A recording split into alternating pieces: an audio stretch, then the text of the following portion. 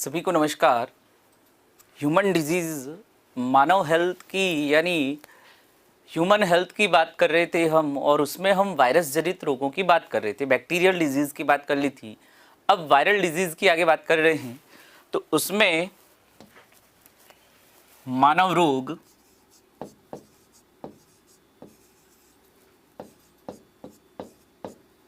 Human health, इसमें viral disease की हम बात कर रहे थे। वायरस जनित रोग,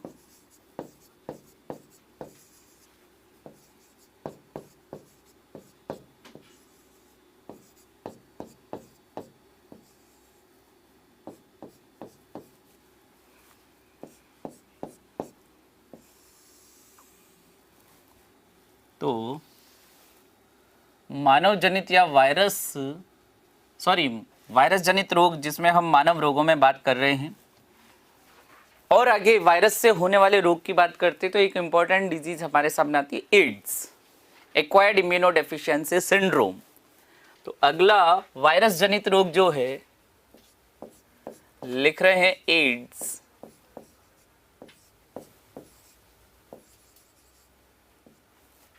acquired immuno deficiency syndrome.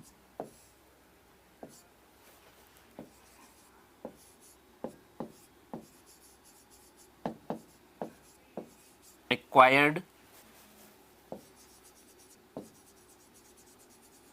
Immuno deficiency syndrome.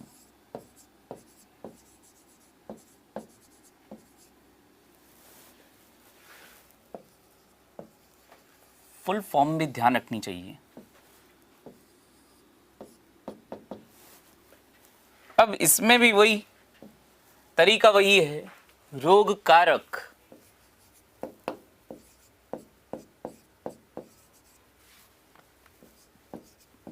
रोग कारक। तो इसमें रोग कारक हो जाएगा HIV virus, HIV virus, full form बोले तो ह्यूमन इम्यूनो डेफिशिएंसी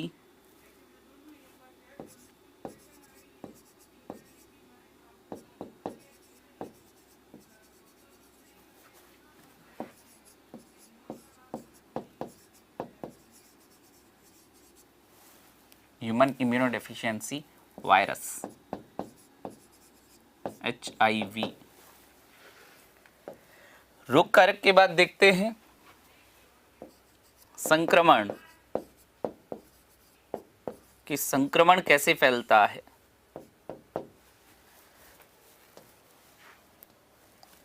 तो संक्रमण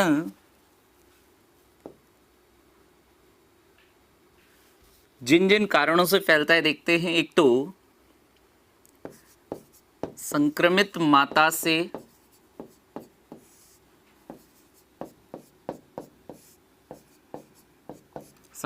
माता से गर्भस्थ शिशु में, यानी प्रेग्नेंट लेडीज जिसमें अगर एड्स का इन्फेक्शन है तो गर्भ में पल रहे बच्चे में भी इन्फेक्शन हो सकता है एड्स का। गर्भस्थ शिशु में, और देखें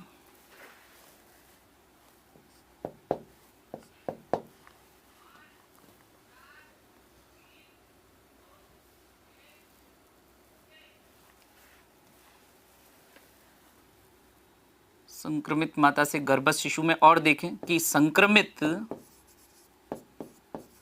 व्यक्ति के साथ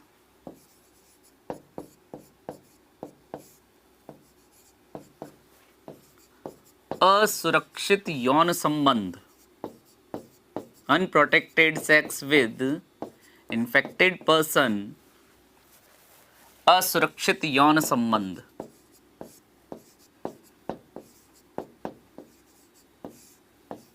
नेक्स्ट, संक्रमित खून चढ़ाने से या संक्रमित रक्ताधान, ब्लड ट्रांसफ्यूजन।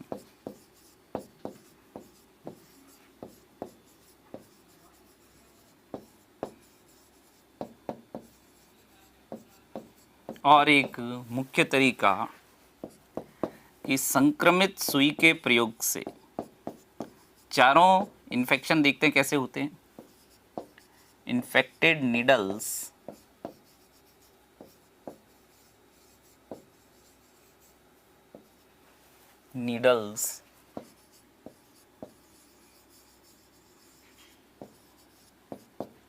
के प्रयोग से देखते हैं इनके बारे में कैसे कैसे ये क्या क्या कारण क्या क्या है।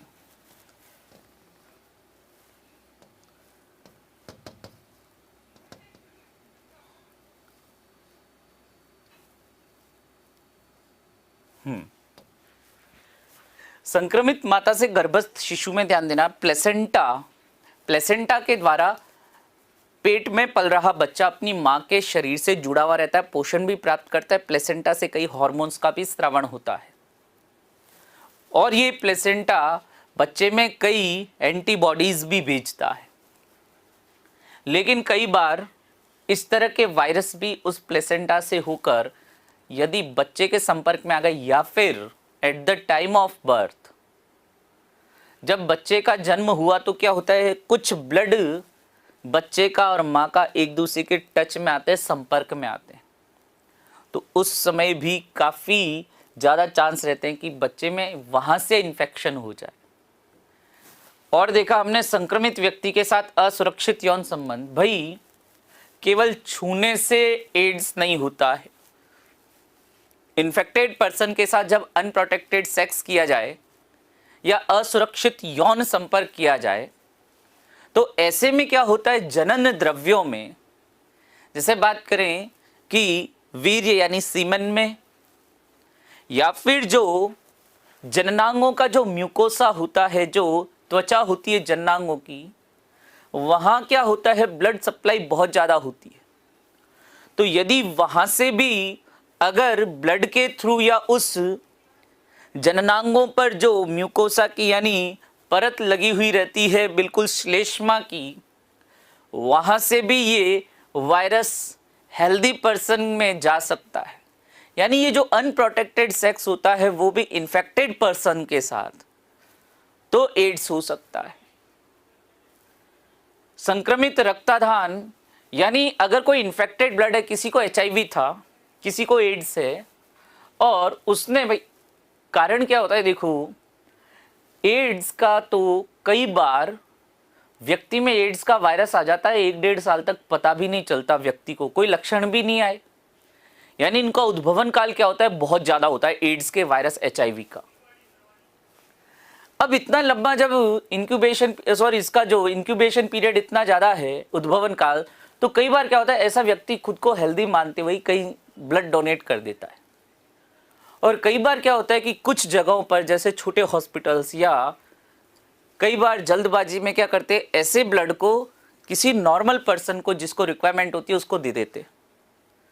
ब्लड की कोई चेकिंग नहीं की, कोई टेस्टिंग वगैरह नहीं की, और ऐसे में क्या हुआ, वो एचआईवी वायरस जो उस ब्लड में था वो अब किसी दूसरे के ब्लड में चला गया, अब उसके शरीर में चला गया, उसको भी एड्स हो जाएगा। पूरे वर्ल्ड में सबसे ज़्यादा एड्स फैलने का जो रीज़न है, कारण है, वो क्या है, ये संक्रमित रक्तदान यानी ट्रांसफ्यूजन से, ब्लड ट्रांसफ्यूजन से ये एड्स का वायरस सबसे ज़्यादा फैलता है। और फिर हमने देखा लास्ट, इन्फेक्टेड नीडल्स के यूज़ से। कई जैसे मेट्रो सिटीज़ में या कई जगह हम देखते हैं कि आजकल ड्रग्स को सिरिंज से लेते हैं। कई जो ऐसे लिक्विड आते हैं जिनको सिरिंज के द्वारा सीधा डायरेक्ट ब्लड में इंजेक्ट कर लेते हैं। और कई बार ऐसे जो लोग इस तरह से जो ये नशा करते हैं कई ग्रुप में पाए जाते हैं। बहुत कम होता है कि एक अकेला पर्सन ऐसा नशा कर रहा हो। तो जब ग्रुप में वो ऐसे नशीले पदार्थ लेते हैं इंजेक्शन के द्वारा, तो उसी एक ही सिरिंज को बार बार लोड करके हर व्यक्ति अपने शरीर में ले लेता है। यानी एक जने का खून दूसरे के खून के ऐसे टच में आ गया तो भी इन्फेक्शन हो सकता है, अगर उनमें से कोई इन्फेक्टेड पर्सन है तो इन्फेक्टेड पर्सन से वह ब्लड कंटामिनेटेड सुई अगर किसी हेल्दी पर्सन के ब्लड के टच में आ गई तो उसको भी एड्स हो सकता है। बट जरूरी क्या है, ब्लड कांटेक्ट होना चाहिए या सेक्सुअल कांटेक्ट होना चाहिए, तो ही इसका ट्रांसमिशन हो सकता है, क्योंकि ह्यूमन ब्लड के बाहर, यानी अगर मैं इस एड्स के वायरस को ह्यूमन ब्लड से निकालकर इस मार्कर के टिप पर रख देता हूं तो ये वायरस इनएक्टिवेट हो जाएगा, यानी अब इसमें रोग फैलाने की क्षमता अब नहीं रहेगी। कई बार ऐसे फेक मैसेजेस वायरल होते हैं, कई बार व्हाट्सएप वगैरह या फेसबुक वगैरह पर देखते हैं कि कई बार ऐसे, आजकल तो कम हो गया, कई बार ऐसे बीच में क्या मैसेज आते थे कि कोका कोला कंपनी का कोई कर्मचारी था जिसको एड्स था, कंपनी को पता चला तो कंपनी ने उसको फायर कर दिया, कंपनी से निकाल दिया। तो उस कर्मचारी ने गुस्से में अपनी कुछ बूंदें जो थी खून की वो कोका कोला में डाल दी। तो आने वाले कुछ समय तक कोका कोला न पिए, नहीं तो आपको एड्स हो जाएगा। अरे भाई, कोका कोला पीने से या कैडबरी खाने से एड्स नहीं होता, एड्स ऐसे होता है।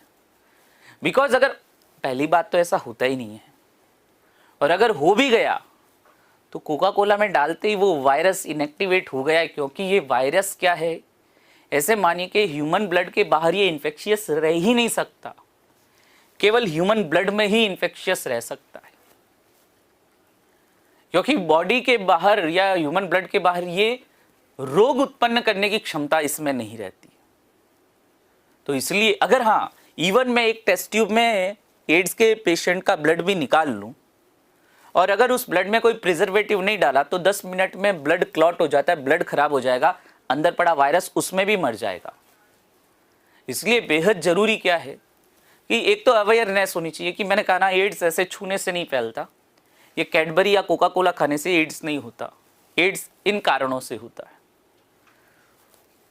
अब बात करते हैं कि इंक्यूबेशन पीरियड कितना था। 1.5 से 2 साल हो जाता है, कई बार 2.5 साल तक पता भी नहीं चलता कि रोगी में एड्स का वायरस आ गया, क्योंकि ये बहुत धीरे धीरे धीरे अपनी ग्रोथ करेगा। लेकिन एक बार अगर ये बॉडी में आ गया तो फिर मरना तय है, बिकॉज इसका कोई इलाज नहीं है।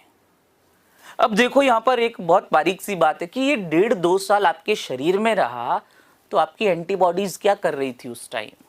ऑब्वियसली एक क्वेश्चन आता है, क्योंकि मैंने आपको पहले ही कहा कि जब भी कोई बाहरी पदार्थ आएगा आपकी बॉडी में, वो एंटीजन के रूप में कार्य करेगा और आपके शरीर में किसका निर्माण होगा, एंटीबॉडीज का। तो जब ये 1.5-2 साल तक आपके शरीर में था तब आपकी एंटीबॉडीज क्या कर रही थी। तो अब सुनना, सबसे जो इसका ऐसा वह गुण बताने जा रहा हूं जिसकी वजह से ये 1.5-2 साल आपके शरीर में टिका हुआ रहा। ये हमारी एंटीबॉडीज को या इम्यून सिस्टम को बेवकूफ बनाता है। कैसे, देखो, ये जो HIV का वायरस होता है, जैसे ही हमारे ब्लड में जाता है, थोड़े टाइम बाद ही, यानी बहुत जल्दी, कम समय में ही, ये अपने चारों ओर शर्करा, यानी ऐसे मान लीजिए कार्बोहाइड्रेट का एक आवरण बना लेता है। यानी चारों ओर से ये किससे ढक गया, कार्बोहाइड्रेट से। अब हमारी एंटीबॉडीज घूमती घूमती घूमती इसके टच में आई, तो हमारी एंटीबॉडीज ने बाहर देखा, क्या मिला, कार्बोहाइड्रेट। हमारे ब्लड में भी तो ग्लूकोज होता है, ग्लूकोज क्या है, कार्बोहाइड्रेट है। तो हमारी एंटीबॉडीज ने क्या सोचा कि अरे ये तो ब्लड का ग्लूकोज है, इसको मत छेड़ो भाई, ये तो अपना ही है। यानी इसने एक तरह से हमारे इम्यून सिस्टम को बेवकूफ बनाया। इसके चारों ओर क्या आ जाती है, ग्लूकोज या कार्बोहाइड्रेट की कोटिंग आ जाती है, जिसकी वजह से हमारी एंटीबॉडीज इसको पहचानने में धोखा खा गई और अब ये हमारी एंटीबॉडीज को ही नष्ट करता है। धीरे धीरे धीरे ये अपनी ग्रोथ करेगा, संख्या में वृद्धि करेगा, और जो नए वायरस बन रहे हैं भाई, रिप्रोडक्शन करेगा और नए वायरस बनाएगा। अब जब ये नए वायरस बनेंगे तो इन नए वायरस पर भी ये ग्लूकोज की कोटिंग होगी, और अब ये जैसे ही वायरस अटैक करेंगे तो अटैक करते हैं सीधा हमारी WBCs पर। हमारी WBC की संख्या क्या कर देंगे, कम कर देंगे। और WBC क्या थी हमारी, एक तरह से क्या थी, सिक्योरिटी या ऐसे कहें हमारी एक तरह से सेफ्टी लाइन थी। कोई भी नॉर्मल इन्फेक्शन होता या कोई भी ऐसे एंटीजन आता तो उसके खिलाफ ये एंटीबॉडी, ये जो WBC थी, यही हमारे रोगों से सुरक्षा प्रदान कर रही थी। तो इसने क्या किया, एंटीबॉडीज को ही नष्ट करने में लग गया। और एक बार अगर जैसे ये अपनी संख्या बढ़ाकर एंटीबॉडीज नष्ट करने लग जाता है तो फिर धीरे धीरे एंटीबॉडीज की संख्या कम होगी। WBC की संख्या में क्या आती है, कमी आती है। WBC जैसे जैसे कम होगी तो हमारा इम्यून सिस्टम धीरे धीरे क्या होगा, वीक होगा। इम्यून सिस्टम वीक होते ही एक छोटा सा कॉमन सा वायरस या बैक्टीरिया भी हमारे शरीर में आ गया तो उससे हमें अगर कॉमन कोल्ड यानी सामान्य बुखार या जुकाम भी आ गया तो ठीक नहीं होगा वो। तो ऐसे में क्या करते हैं, बाहर से फिर एंटीबायोटिक दवाएं देते हैं। ये एंटीबायोटिक दवाएं रोगी को कुछ समय तक जिंदा तो रख सकती हैं, ठीक नहीं कर सकती। एड्स के पेशेंट को एंटी रेट्रोवायरल ड्रग्स भी दी जाती है। एंटी रेट्रोवायरल ड्रग्स क्या है ये, एक बार एंटी शब्द हटा दूं तो क्या बचा, रेट्रोवायरल ड्रग्स। रेट्रोवायरल शब्द का है, रेट्रोवायरस से आया है। ये रेट्रोवायरस यानी ऐसे वायरस जिनमें RNA पाया जाता है।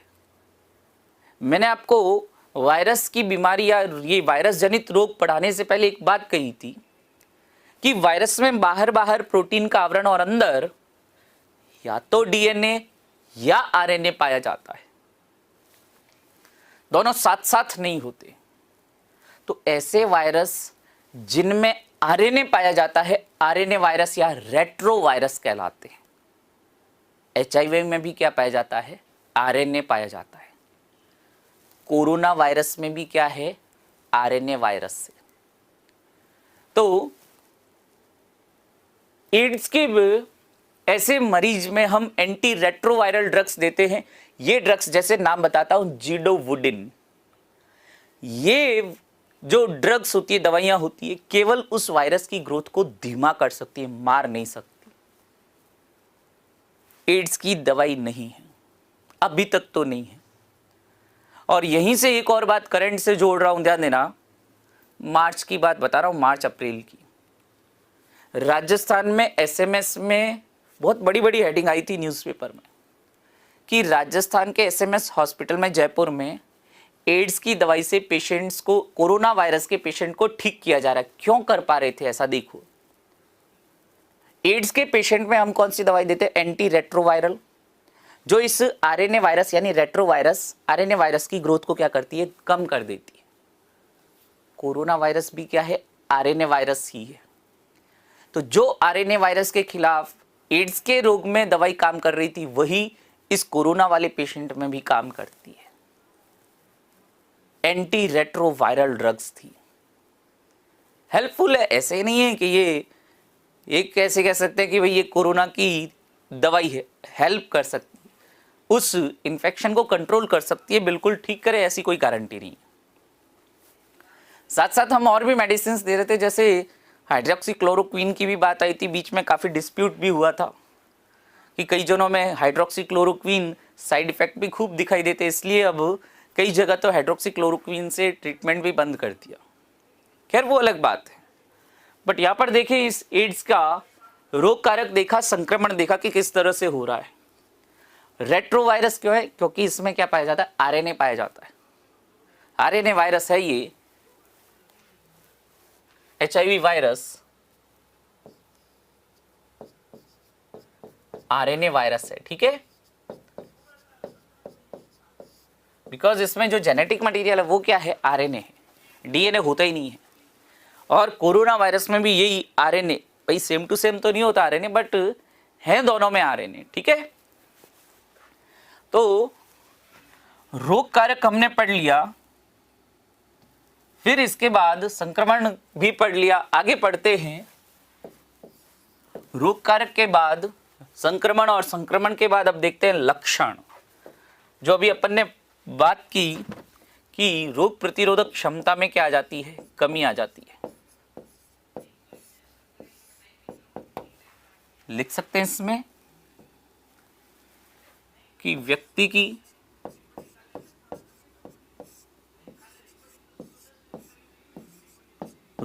प्रतिरोधक क्षमता में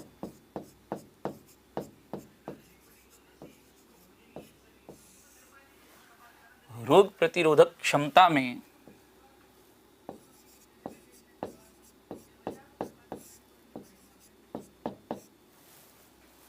कमी आने लगती है।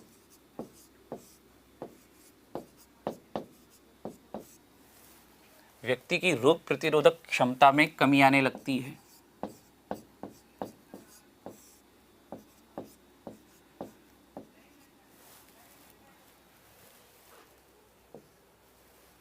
व्यक्ति की रोग प्रतिरोधक क्षमता में कमी आने लगती है, कॉमा, डब्ल्यूबीसी की संख्या में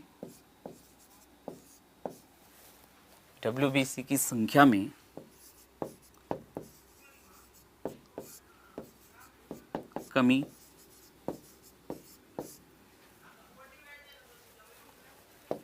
विभिन्न प्रकार के संक्रमण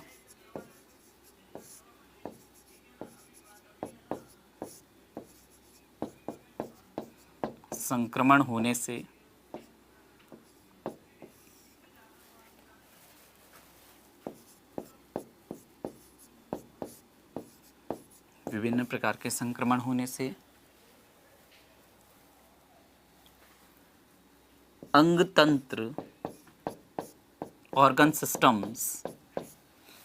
तंत्र या ऑर्गन सिस्टम्स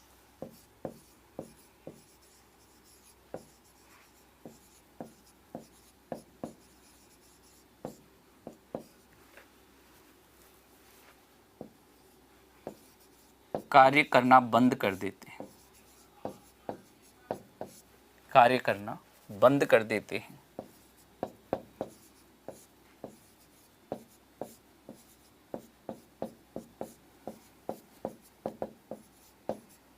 अंततः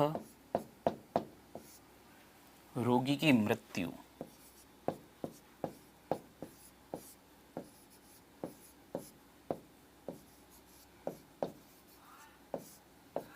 यानी मरना तो तय है, बस थोड़े टाइम तक हम उसे जिंदा रख सकते हैं।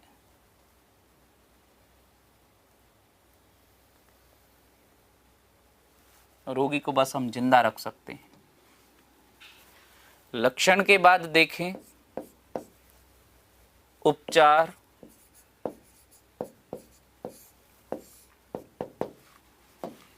तो ध्यान देना उपचार है ही नहीं इसका। लिख सकते हैं बचाव ही उपचार है।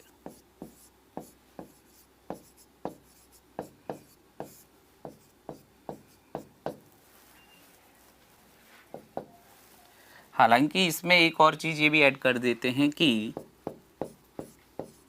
जिडोवुडिन जैसी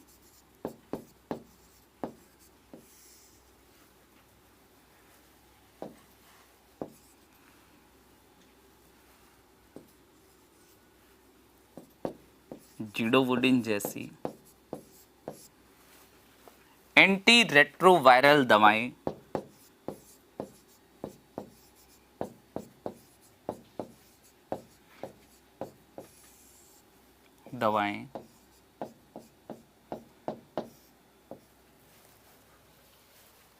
ऐसे रोगियों को दी जाती है।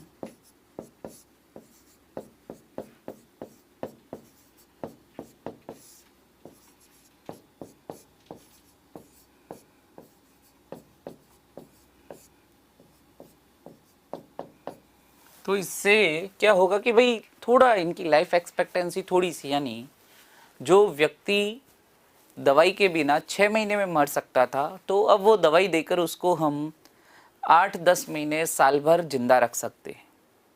कि अल्टीमेटली तो मैंने कहा ना, इतना इन्फेक्शन बढ़ जाता कि आप ड्रग्स पर भी कितना डिपेंड करोगे। धीरे धीरे ड्रग्स का इतना साइड इफेक्ट होता है कि हमारे ऑर्गन सिस्टम्स वैसे ही फेल हो जाते हैं। अल्टीमेटली रोगी को मरना ही पड़ता है। तो आगे बात करें, वैक्सीन या टीका तो है नहीं इसका।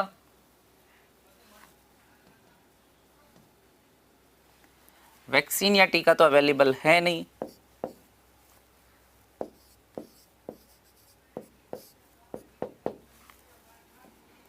तो टीका उपलब्ध नहीं है।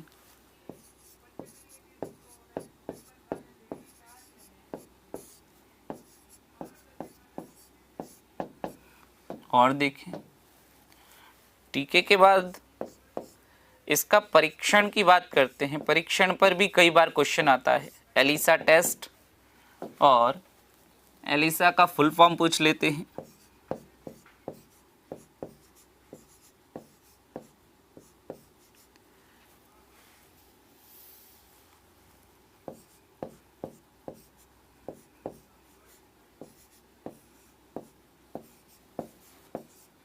एलिसा टेस्ट या एलिसा परीक्षण, पूरा नाम देखें, एंजाइम लिंक्ड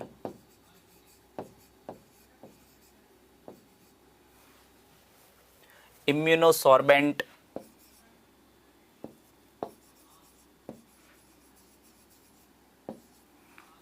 इम्यूनो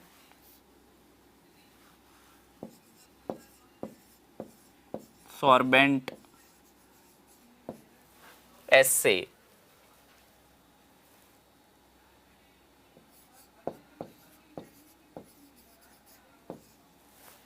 अगर किसी का एलिसा टेस्ट पॉजिटिव आ जाता है तो कंफर्मेशन करने के लिए, यानी निश्चयात्मक परीक्षण, कंफर्मेटरी टेस्ट होता है, वेस्टर्न ब्लॉट टेस्ट होता है।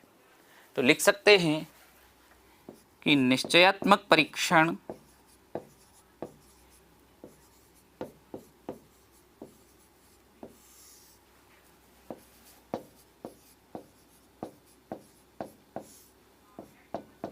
ये है वेस्टर्न ब्लॉट परीक्षण।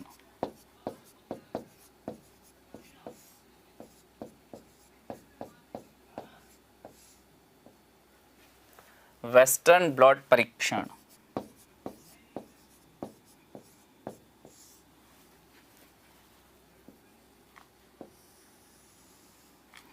ये जो परीक्षण होते हैं, लिख सकते हैं ये परीक्षण पीसीआर आधारित,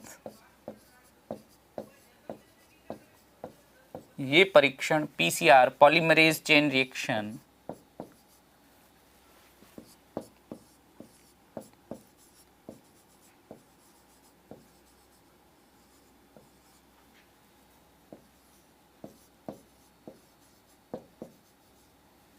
chain reaction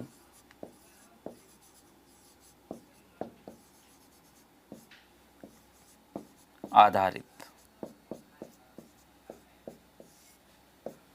PCR polymerase chain reaction, ध्यान देना, इसमें डीएनए के फ्रेगमेंट्स को जूम करके देख सकते हैं, ऐसे मान लो, या जो डीएनए के छोटे फ्रेगमेंट से भी मल्टीपल कॉपीज बनाकर उनको आवर्धित करके मैग्नीफाई करके देखा जाता है। ये होता है पॉलीमरेज चेन रिएक्शन पीसीआर में। तो ये जो टेस्ट होते हैं पीसीआर आधारित होते हैं। दवाई जिसकी हमने बात की, जिडोवुडिन, कम ही पूछते हैं, लेकिन क्योंकि इसकी कोई दवाई नहीं है ना, इसलिए हमने लिखा बचाव ही उपचार है। लक्षण देख लिए कि किस तरह से इम्यून सिस्टम अफेक्ट होता है। इलाज तो कोई है नहीं, हाँ वैक्सीन भी अभी तक कोई अवेलेबल नहीं है।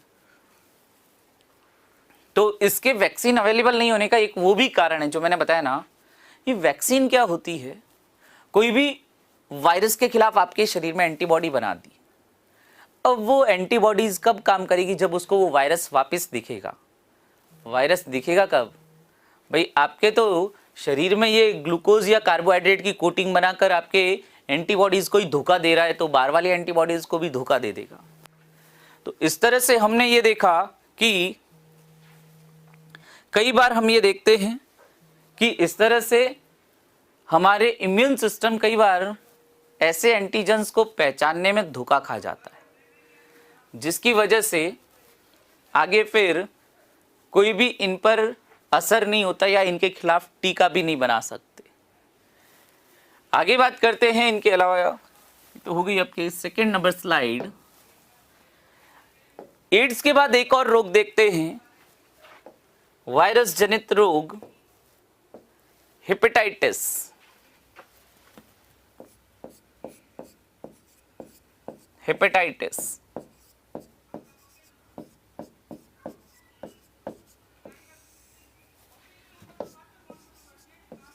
या हिंदी में कह सकते हैं यकृत शोथ।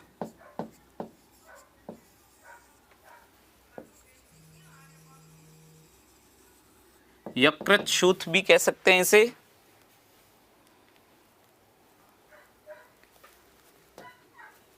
भाई नाम ही सजेस्ट कर रहा है इन्फेक्शन कहाँ होगा, यकृत या लीवर में। कल भी मैंने एक तरीका बताया, पीछे आइटिस लग गया, आगे क्या है, हिपेटो शब्द है। ये हिपेटो वर्ड यूज करते हैं हम लीवर के लिए। इसका रोग कारक है हिपेटाइटिस वायरस ही है। हिपेटाइटिस के भी कई टाइप होते हैं, hepatitis A B C D E. तो वायरस भी ऐसे ही है, जैसे hepatitis virus A, hepatitis virus B, hepatitis virus C D E ऐसे अत्यधिक संक्रामक है। हालांकि आज की डेट में कोरोना जितना तो संक्रामक नहीं था ये भी, लेकिन आज से 20 साल पहले की बात करूं तो जो सबसे ज्यादा संक्रामक रोग थे उनमें से ये हेपेटाइटिस बी और सी आते थे।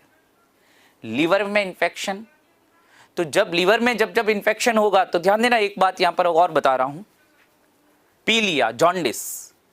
कई जने कहते हैं सर पीलिया रोग नहीं पढ़ाया, तो भाई सुनना, पीलिया कोई रोग नहीं है।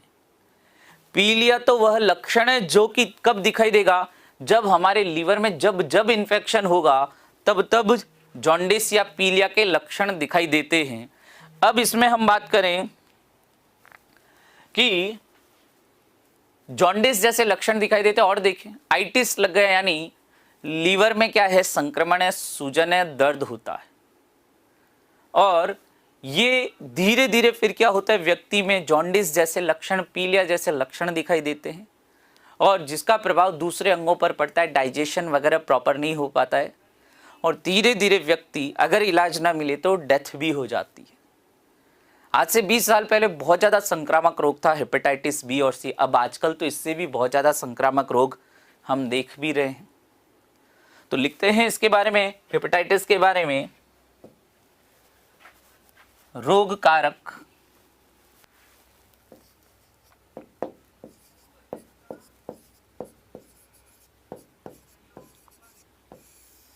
रोग कारक देख सकते हैं, हेपेटाइटिस वायरस,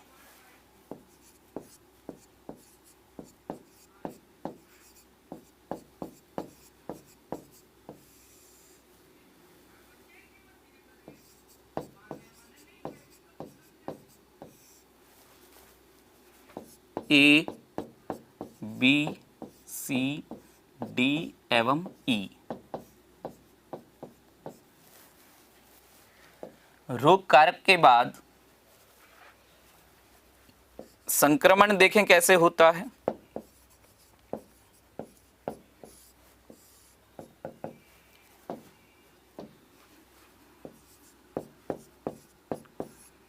रोगी व्यक्ति के संपर्क में आने से,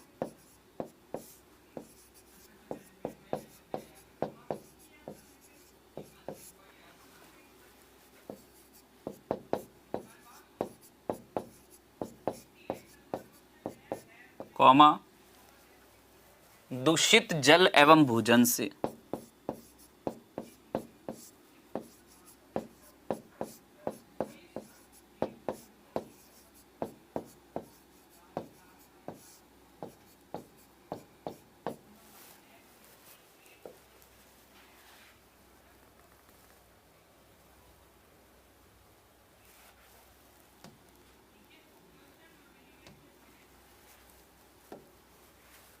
संक्रमण के बाद देखते हैं लक्षण।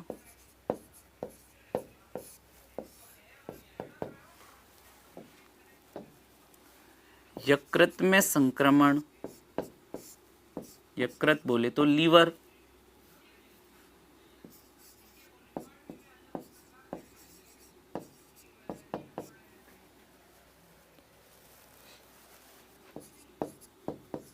संक्रमण एवं सूजन,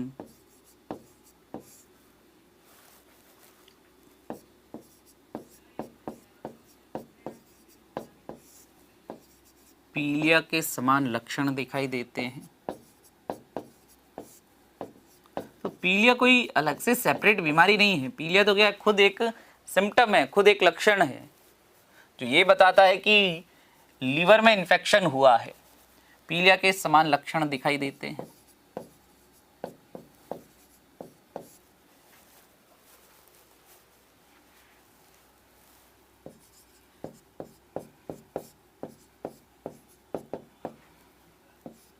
तेज बुखार के साथ उल्टी एवं दस्त,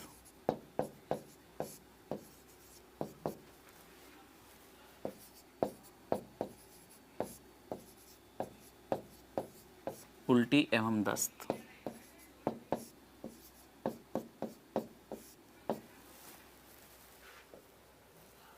अगर इसके उपचार की बात करें तो लक्षणात्मक उपचार,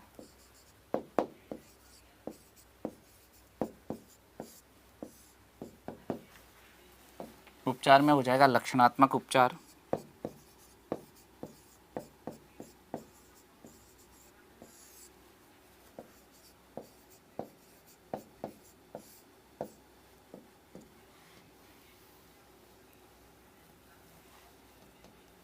वैक्सीन की बात करूं तो वैक्सीन अवेलेबल है।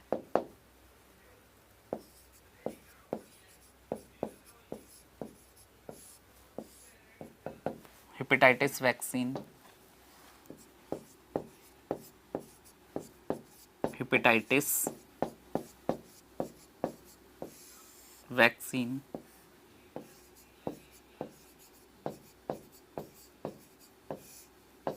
Hepatitis vaccine. और एक और इसकी खासियत क्या है हेपेटाइटिस वैक्सीन, इसका निर्माण हमने रिकॉम्बिनेशन डीएनए टेक्नोलॉजी से किया। और इंडिया में रिकॉम्बिनेशन टेक्नोलॉजी से बनने वाली या बनने वाला पहला टीका जिसका कमर्शियल प्रोडक्शन किया गया वो ये हेपेटाइटिस वैक्सीन ही था। इंपॉर्टेंट पॉइंट है तो लिख लेते हैं इसको कि भारत में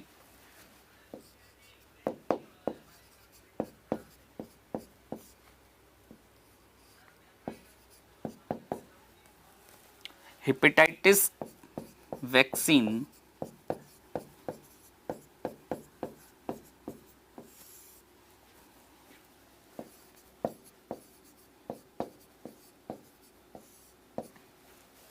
रिकॉम्बिनेशन डीएनए तकनीक से तैयार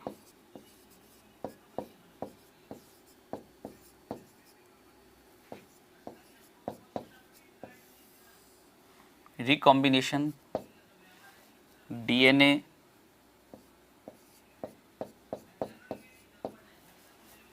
तकनीक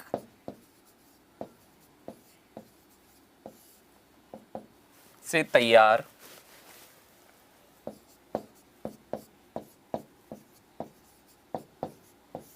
प्रथम वैक्सीन थी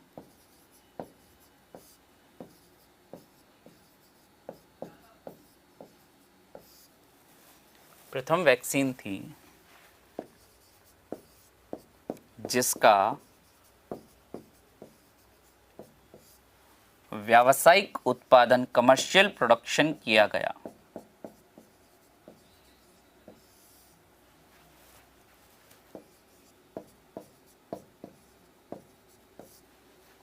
कमर्शियल प्रोडक्शन किया गया।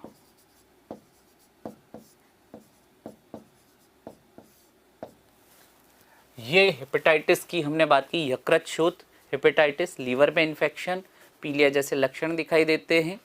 और वैक्सीन अवेलेबल है हेपेटाइटिस वैक्सीन। और इसकी खासियत हमने देखी कि इंडिया में रिकॉम्बिनेशन डीएनए से तकनीक से तैयार पहली वैक्सीन थी जिसका कमर्शियल प्रोडक्शन किया गया, वाणिज्यिक उत्पादन किया गया। हेपेटाइटिस के बाद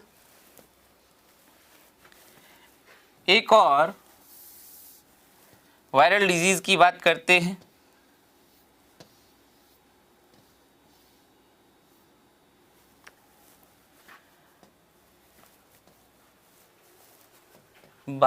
हैं। अगला रोग हेपेटाइटिस के बाद देखें हर्पीज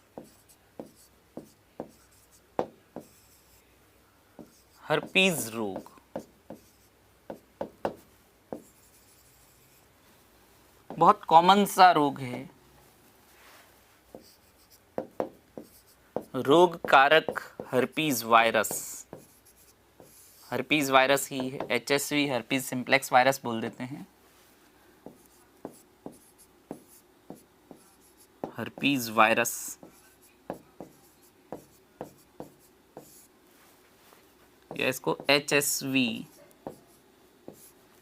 हर्पीज सिम्प्लेक्स वायरस बोल देते हैं।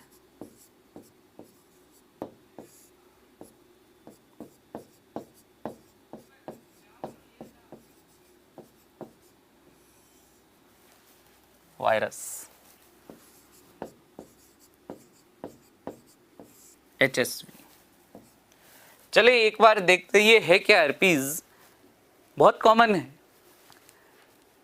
कई बार कई व्यक्तियों में इसका इन्फेक्शन जब होता है तो एंगल ऑफ माउथ यानी जो होठ होते हैं, होठ के जो किनारे होते बिल्कुल दोनों साइड में किनारों पर या फिर इस होठ पर ही छोटे छोटे छोटे दाने बन जाते, बिल्कुल बारीक बारीक से दाने, लाल हो जाती है त्वचा वहां पर और फिर वो दाने क्या होते हैं फटकर पूरा एक बड़ा घाव बना लेते हैं। दिखाई देता है कि वहां पर मवाद पड़ गया, पस पड़ गया और 10-12 दिन में ठीक हो जाता अपने आप। कोई दवाई नहीं लोगे तो भी थोड़ा सा हाँ ये है कि घाव होगा, धीरे धीरे सूखता सूखता वो घाव ठीक हो जाता है। हर्पीज इन्फेक्शन होता है। अब ये हर्पीज इन्फेक्शन होने का रीजन भाई इन्फेक्टेड पर्सन के कांटेक्ट में आने से। जैसे किसी व्यक्ति को हर्पीज का इन्फेक्शन है, अगर हम उसके साथ खाना खाते हैं या उसके किसी जूठे भोजन का हम सेवन कर लेते हैं या फिर डायरेक्ट उस व्यक्ति के साथ कांटेक्ट में आते हैं, यानी बिल्कुल पास में जैसे लिप टू लिप कांटेक्ट हो गया या जो भी उसकी स्किन से भी कांटेक्ट हो गया इन्फेक्टेड, जैसे व्यक्ति को वहाँ पर इचिंग बहुत होती है तो घाव पर इचिंग करते समय या उसके हाथ से भी वह हाथ कंटामिनेटेड यानी वो इन्फेक्टेड हाथ भी अगर हमारे टच में आए तो हो सकता है हमारे अंदर ये वायरस आ जाए। और इस वायरस की एक सबसे खराब बात क्या है, एक बार अगर बॉडी में आ गया जिंदगी भर के लिए बॉडी से बाहर नहीं निकलता है। जिन लोगों को ये इन्फेक्शन होता है कई बार वो लोग फील भी करते हैं कि कभी महीने में 2 बार हो गया तो कभी कभी 6-6 महीने तक नहीं होता। और नॉर्मली बोल देते हैं भाई, गांव वगैरह में कह देते हैं कि क्या कि किसी व्यक्ति का जूठा खा लिया तो उसकी वजह से हो जाता है। केवल जूठन खाने से नहीं, इन्फेक्टेड व्यक्ति की जूठन खाने से होता है। और अगर मैंने कहा ना एक बार आ गया तो फिर बॉडी में ये क्या होता है भाई, एक बार अगर हमारी बॉडी में आ गया तो इन्फेक्शन करने के बाद घाव ठीक हो गया, हमें क्या लगता है वायरस चला गया, नहीं गया नहीं है वो यहां से जाकर पीछे आपकी जो तंत्रिकाएं होती है, नर्व्स होती है, उन तंत्रिकाओं में जाकर सुरक्षित बैठ जाता है। अब तंत्रिकाओं में जाकर जब सुरक्षित बैठ गया यानी अब उस पर कोई दूसरी दवाई भी असर नहीं करती, चुपचाप बैठा है, तंत्रिकाओं में चला गया, नर्व्स में चला जाता है। अब जब आप इसको इनवाइट करोगे तभी आकर इन्फेक्शन करेगा। इनवाइट करने का मतलब क्या है, देखो यहाँ पर अगर हम ऐसी कोई परिस्थितियों में रहते हैं जिसकी वजह से इसका इन्फेक्शन ट्रिगर हो सकता है। कैसी कैसी परिस्थितियां देखो, आप जब बहुत ज़्यादा तनाव में हो, टेंशन में क्या होता है, ये वायरस इन तंत्रिकाओं से निकलकर वापस यहाँ पर आकर इन्फेक्शन कर देता है। तो पहली बात तो टेंशन। दूसरी बात, बहुत ज़्यादा तेज धूप में अगर हम जाते हैं, तेज धूप के संपर्क में रहते हैं तो भी ये वायरस इन्फेक्शन कर सकता है, वापस नीचे आकर होठों पर इन्फेक्शन कर देगा। या फिर किसी दूसरे इन्फेक्टेड पर्सन यानी किसी दूसरे को भी हर्पीज का इन्फेक्शन है और जब उसको इन्फेक्शन हो रखा था यानी जब घाव हो रखा था तब आप उसके संपर्क में आ गए तो ये वापस यहाँ पर निकल कर आ जाएगा, इन्फेक्शन कर देता है।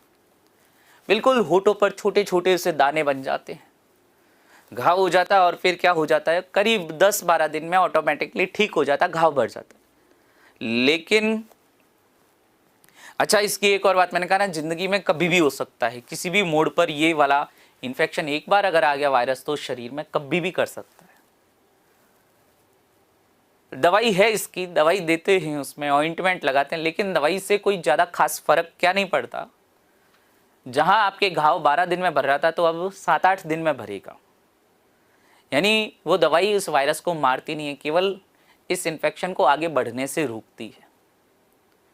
कई बार क्या होता है कि जैसे मैंने कहा ना, अनइंटेंशनली अपने को जैसे इचिंग होती है, अपन यहाँ खुजला देते हैं और वही हाथ जैसे कहीं शरीर पर और टच कर दिया तो हो सकता है वहाँ पर भी इन्फेक्शन हो जाए, वहाँ पर भी ऐसे दाग होने लग जाए। ये होता है हर्पीज, बहुत कॉमन है। मैंने कहा ना, कोल्ड सोर्स भी कहते हैं इनको, कई बार इसका नाम दे देते हैं कोल्ड सोर्स, कोल्ड सोर्स भी कह देते हैं। तो रोग कारक देखा, फिर इसकी बात करते हैं संक्रमण की।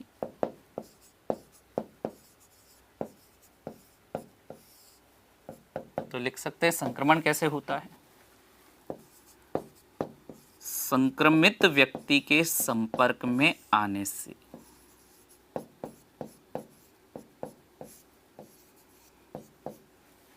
संक्रमित व्यक्ति के संपर्क में आने से।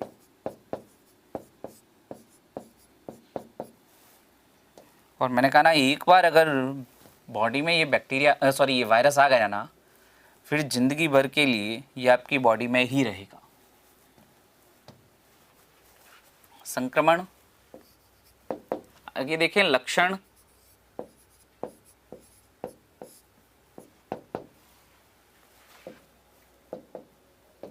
लक्षण की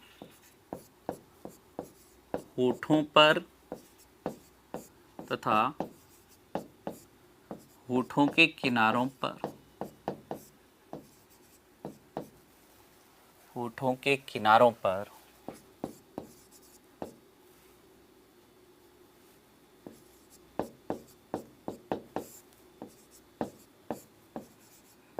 छोटे छोटे दाने, ब्लिस्टर्स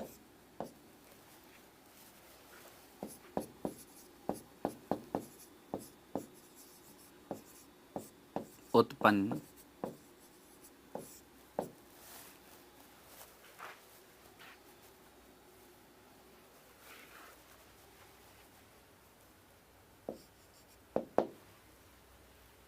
उपचार।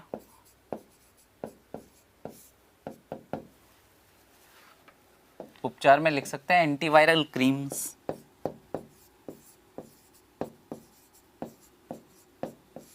एंटीवायरल क्रीम्स,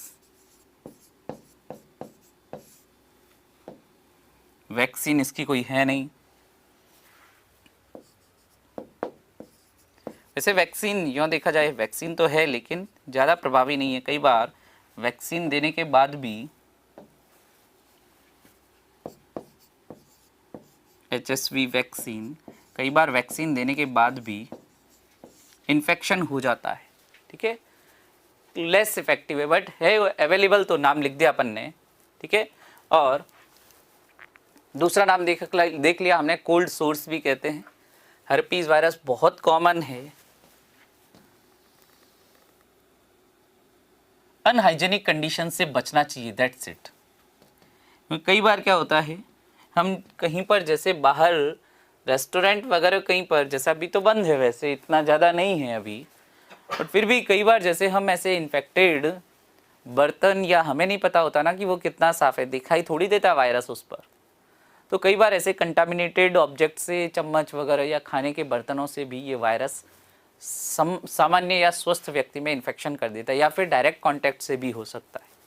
थोड़ा ध्यान रखें, जब भी ये इन्फेक्शन होता है तो एटलीस्ट क्रीम आती है, एसिक्लोविर के नाम से क्रीम आती है, वो लगा सकते हैं, क्योंकि बहुत कॉमन इन्फेक्शन है। कईयों में होगा भी, मुझे पता भी है कईयों में होगा ये। तो एसिक्लोविर के नाम से आती है ड्रग, एसिक्लोविर कहते हैं, क्रीम आती है, वैसे इसकी टैबलेट्स भी आती हैं। ठीक है, ये वायरस की ग्रोथ को स्लो डाउन कर देगी। बस ये है कि जो इन्फेक्शन मैंने कहा ना 12 दिन में ठीक हो रहा था, तो अब 7 दिन में हो जाएगा कंप्लीटली। ऐसे नहीं कि ये वायरस को ही मार देती, वायरस को नहीं मारती। हर्पीज रोग के बाद और देखते हैं कुछ आधुनिक यानी लेटेस्ट जो वायरल डिजीज है जैसे जीका हुआ, निपा हुआ, इबोला हुआ, इनकी बात करते हैं। तो हर्पीज के आगे अगला रोग, वायरस जनित रोग में ही बात कर रहा हूं मैं, जीका।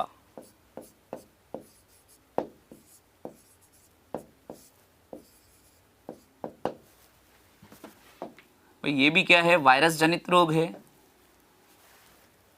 रोग कारक इसका जो है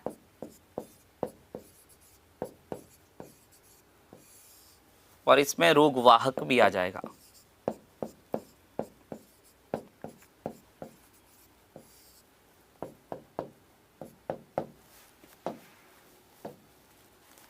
रोग कारक जीका वायरस,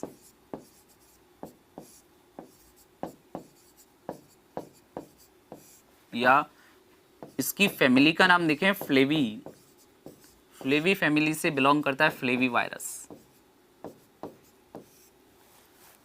और ये इसका जो रोग वाहक होता है एडीज मच्छर, वही है जो डेंगू फैलाता है मच्छर, वही एडीज मच्छर है। मच्छर बहुत टाइप के रोगों के रोग वाहक हैं और इसमें जीका में भी हमने इसका देखा, ये रोग वाहक के रूप में है। जीका की अगर मैं बात करूं संक्रमण, तो ये संक्रमित मच्छर के काटने से, और लक्षण भी देखते हैं साथ साथ।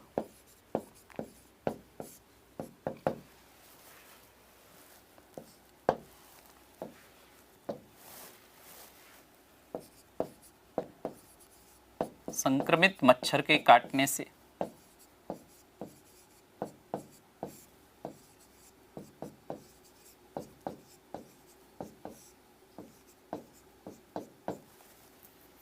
लक्षण देखें इसके तो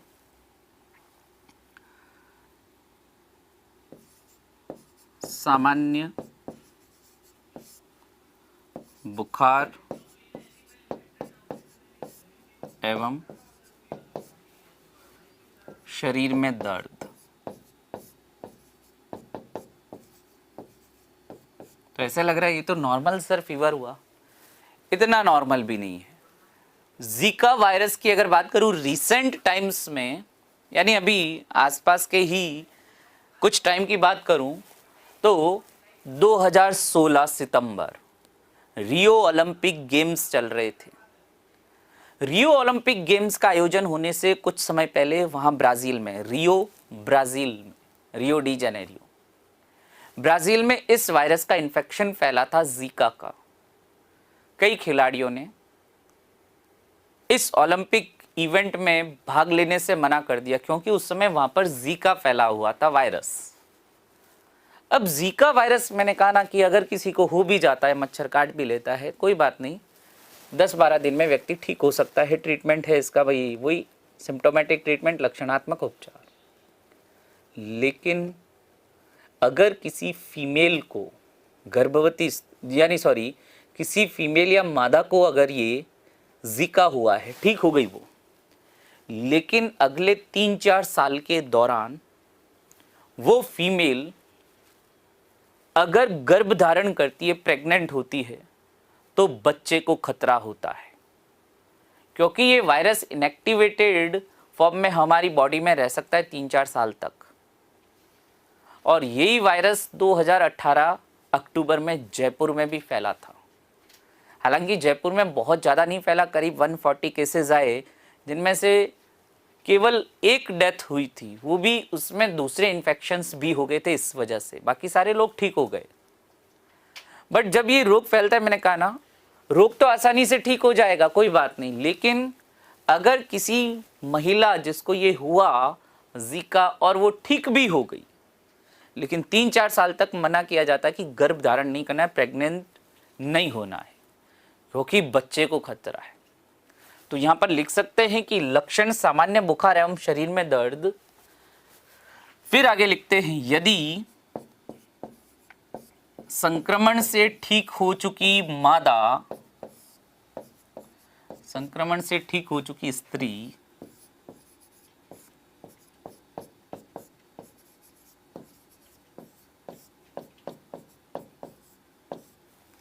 अगले 3-4 वर्ष के दौरान, अगले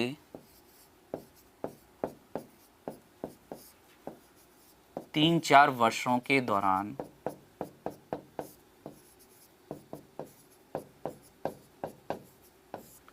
यदि गर्भ धारण करती है,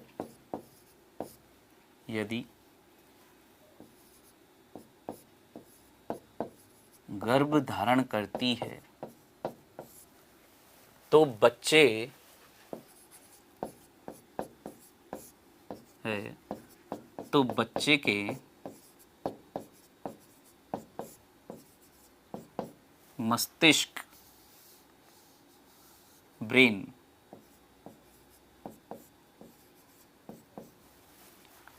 बच्चे के मस्तिष्क या ब्रेन का विकास नहीं हो पाता है।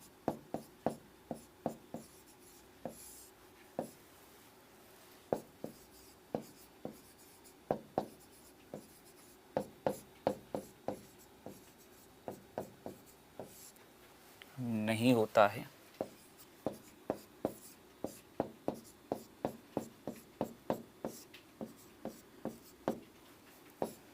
ऐसी अवस्था क्या कहलाती है? माइक्रोसिफेली। माइक्रोसिफेली कहते हैं इसे। माइक्रोसिफेली बोले तो सिफेलो शब्द आता है सिर से, माइक्रो यानी छोटा। लिटरली ऐसे देखिए कि बच्चा या तो गर्भावस्था में ही मर जाएगा, अदरवाइज अगर पैदा हो भी गया तो फिर उसके जो सिर का विकास नहीं हुआ, ब्रेन का डेवलपमेंट नहीं हुआ। ऐसे मानो लिटरली इतना इतना ऊपर ऊपर से ये काट दो, इतना इतना पूरा ललाट काट दो, तो आप सोच सकते हैं कि ऐसा बच्चा जिसकी सीधी बड़ी बड़ी आंखें दिखाई दे रही है, ललाट या सिर के नाम पर कुछ नहीं है, फ्लैट है पूरा इधर से, ऐसे बच्चे या तो मरे हुए पैदा होंगे या फिर पैदा होने के बाद मर जाते हैं। पैदा होने के बाद ज़्यादा सर्वाइव नहीं कर पाते, मर जाते हैं। ये ऐसा कंडीशन या ऐसी कंडीशन क्या कहलाती है? माइक्रोसिफेली कहलाती है। तो गर्भ में अगर बच्चा है तो उसके लिए ज़्यादा खतरनाक है। लक्षण हमने देखे, उपचार इसका है, लक्षणात्मक उपचार है। उपचार में हम देख सकते हैं लक्षणात्मक उपचार ठीक हो जाता है आसानी से, लेकिन बच्चे के लिए अगर गर्भस्थ शिशु में ऐसा हो जाता माइक्रोसिफेली, इसका ट्रीटमेंट नहीं है, ऐसे बच्चे फिर ज़्यादा सरवाइव नहीं कर पाते। तो ये जीका के बारे में दो स्पेशल पॉइंट है भाई। फैला था, रिसेंट टाइम्स में फैले हुए रोगों की बात कर रहा हूं मैं। लिख सकते हैं 2018 सितंबर में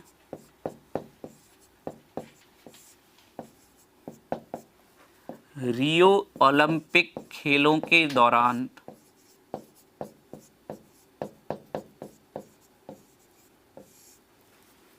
रियो ओलंपिक खेलों के दौरान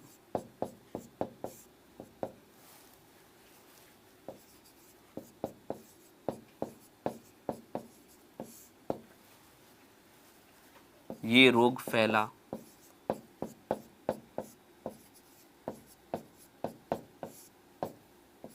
और बात करें अक्टूबर 2008, सॉरी ये तो 2016 था, और 2018 में बात करें 2018 अक्टूबर, जयपुर राजस्थान में संक्रमण हुआ।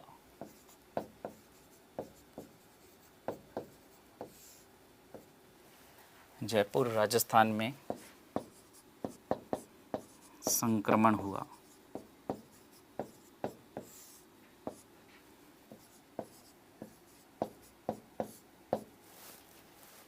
तो जीका की हमने बात की, रोग कारक, रोग वाहक, संक्रमण, लक्षण, उपचार और कुछ इंपॉर्टेंट पॉइंट थे वो भी लिखे हमने जीका के।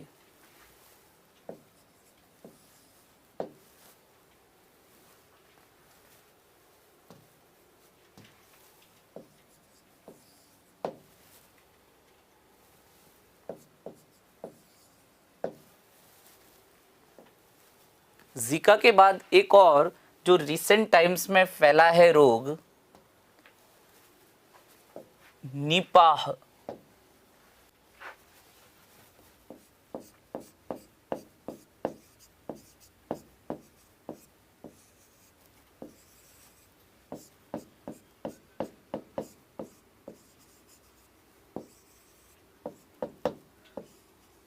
निपाह देखें, रोग कारक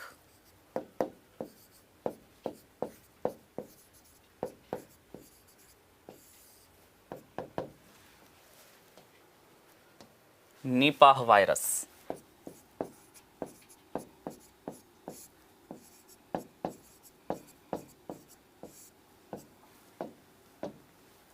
आशय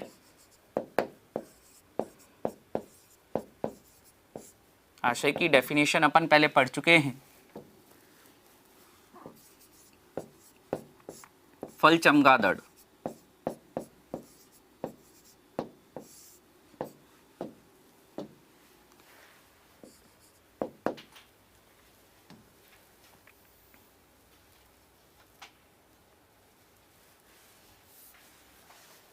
निपाह की बात करें, ध्यान देना, 2018 जून केरल में ये निपाह वायरस फैला था। ये निपाह वायरस नॉर्मली अगर बात करें कि भाई जब इस निपाह वायरस का इन्फेक्शन देखा जाता है, तब उस दौरान ये जो फल चमगादड़ होते हैं, फ्रूट बैट, फल चमगादड़ बोले तो फ्रूट बैट,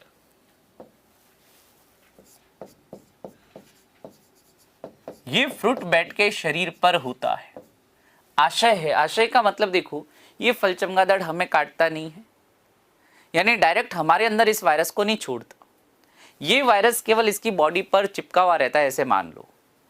अब जब ये चमगादड़ क्या करता है, फल खाता है, तो ये किसी फल को खाने के लिए उस फल पर बैठा, आधा अधूरा खाया और उसको खाकर छोड़ दिया, तो ऐसे फल पर ये वायरस चले गए। भाई बैठा उसके शरीर से ये वायरस कहाँ चले गए, उस फल पर चले गए। अब जो किसान था उस फल को इकट्ठा करने आया, फल को तोड़ने आया, तो जैसे ही उसने उस फल को लिया हाथ में, वो वायरस कहाँ गया, उस किसान के बॉडी के टच में आ गया। अब ह्यूमन बॉडी में अब ये इन्फेक्शन करेगा। निपाह में भी भाई एक नॉर्मल जैसे वायरल इन्फेक्शन होता है वैसे लक्षण दिखाई देते हैं, लेकिन ट्रीटमेंट इसका बहुत मुश्किल होता है। मॉर्टेलिटी रेट यानी मरने की जो दर है बहुत ज़्यादा होती है। और 2018 में इसका कोई पहला केस नहीं था। पहला केस तो 98-99 में 2000 के आसपास मलेशिया के सुंगई निपाह द्वीप समूह पर इसका पहला केस देखा गया।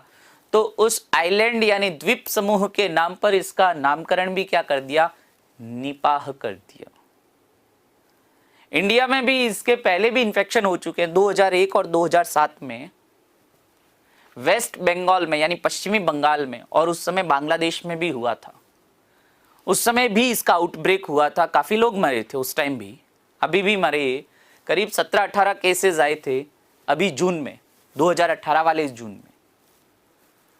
तब करीब 17-18 केस आए, उनमें से केवल एक ही जीवित बचा, बाकी सारे मर गए। पता कैसे चला इसका कि 2-3 ऐसे केसेस आए जिनमें दवाइयां असर ही नहीं कर रही थी, पेशेंट की हालत लगातार बिगड़ती जा रही थी, और जो नर्स उन पेशेंट को दवाइयां दे रही थी वो नर्स भी उसके चपेट में आ गई। तब अलर्ट निकला कि भाई पता करो ये कौन सा वायरस या कौन सा रोग कारक आया है। तो देखा गया कि ये सारे जो पेशेंट थे, रोगी थे, वो किसान थे और आसपास के खेतों के ही किसान थे। तो कहीं ना कहीं पता चला कि हो सकता है भाई किसान खेती कर रहे थे, आसपास ही खेती कर रहे, तो वहाँ जाकर देखो कहीं ये वायरस वहीं पर तो नहीं छुपा हुआ। रिसर्च किया तब पता चला कि वो फ्रूट्स जो थे, फल जो थे, इन्फेक्टेड थे। किससे? निपाह वायरस से। नॉर्मली अपने इंडिया में जैसे जब भी कोई ऐसे इस तरह से स्ट्रेंज वायरस आता है, जैसे मैंने कहा ना जयपुर में जीका आया था, या ये केरल में निपाह वायरस फैला था, तो हमारी पूरी, अगर इंडिया की बात करें, सबसे बेस्ट वायरोलॉजी लैब कहाँ पर है? पुणे में है। नेशनल वायरोलॉजी इंस्टीट्यूट कहाँ पर है? ये हमारे पुणे में है। और पुणे में ही वहाँ पर सैंपल भेजे गए, पता चला ये तो निपाह वायरस है। इवन कोरोना के लिए भी जो स्टार्टिंग के केसेस थे तो उनके सैंपल उस नेशनल वायरोलॉजी इंस्टीट्यूट जो है पुणे में, वहाँ पर भेजे गए। तब कंफर्म हुआ कि हाँ निपाह वायरस है। तो ध्यान रखना, नेशनल वायरोलॉजी इंस्टीट्यूट कहाँ पर है? पुणे में। आगे बात करते हैं, ये फल चमगादड़ या फ्रूट बेल्ट, इसका संक्रमण देखें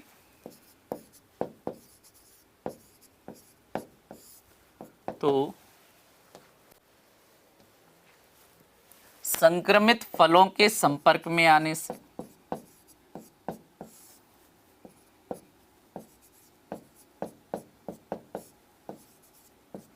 संक्रमित फलों के संपर्क में आने से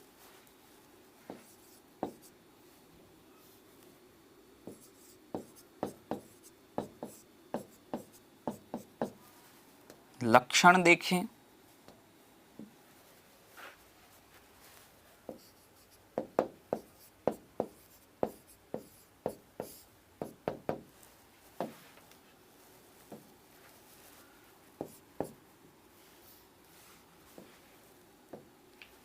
तेज बुखार,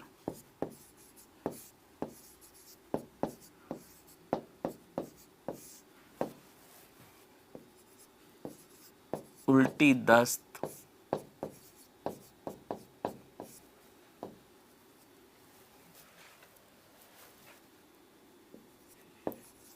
आंतरिक रक्तस्राव, इंटरनल ब्लीडिंग,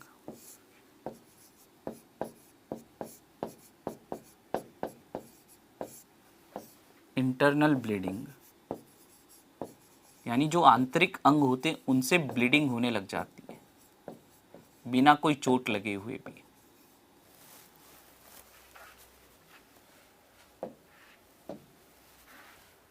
उपचार की बात करें, लक्षणात्मक उपचार ही है, वैक्सीन इसका कोई है नहीं।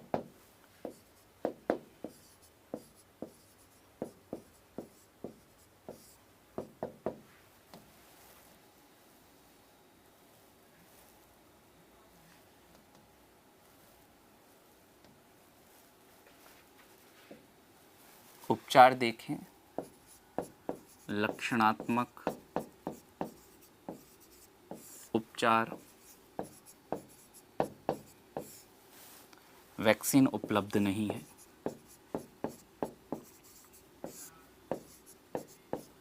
परीक्षण या टेस्ट जो होता है व्यक्ति के रोग के लक्षणों को देखकर पता लगा लेते हैं।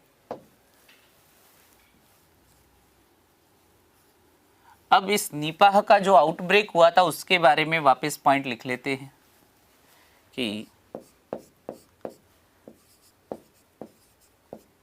सर्वप्रथम ये रोग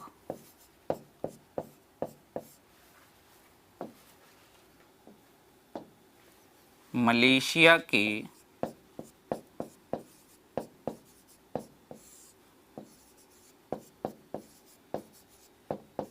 सुंगई निपाह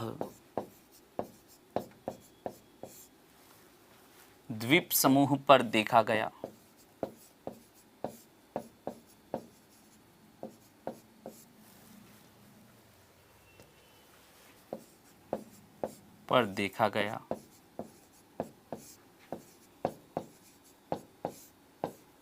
वहीं से नाम क्या आ गया? निपाह। 2018 जून में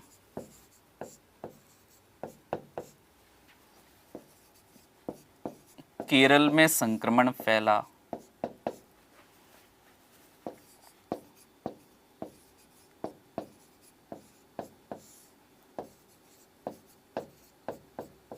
तो उस टाइम केरल में या केरल से बहुत ज़्यादा, जैसे केले और नारियल बहुत ज़्यादा दूसरे राज्यों में भेजे जाते हैं, उस समय अखबारों में भी आया था।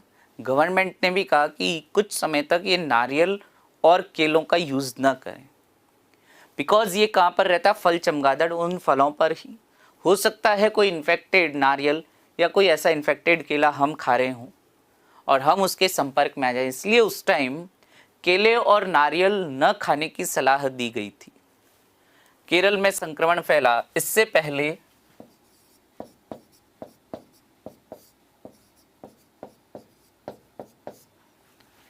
भारत में पश्चिम बंगाल में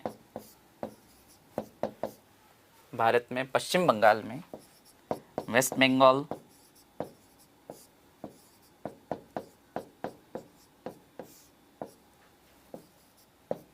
पश्चिम बंगाल में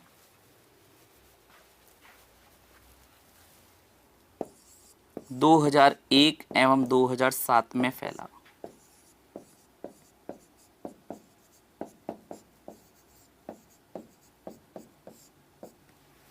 तो ये निपाह भी ऐसा ही रोग था, बहुत ज़्यादा घातक है भाई, मॉर्टेलिटी रेट बहुत ज़्यादा है।